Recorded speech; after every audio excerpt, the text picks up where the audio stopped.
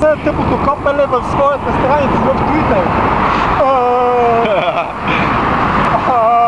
И така, кажете какво направихте днес след толкова наточване? Толкова наточване, днес резултатът е изличен, приемлив.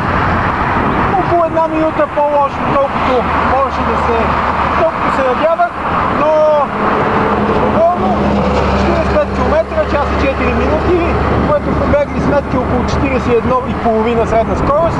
Не съм го смятал на калкулатора, но да. Там сме некъде. Там сме некъде, мате да го направи 39 средна след 3 дни яко чанч. Благодаря, благодаря. Да, това е той, съгласно кадър.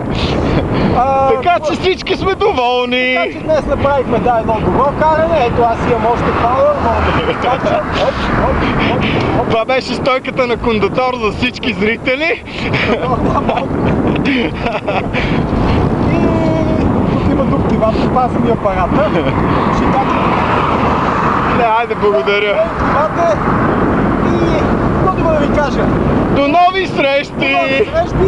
И следващата ми среща ще бъде, когато го направя за един час. Благодаря за вниманието. Чао! Чао!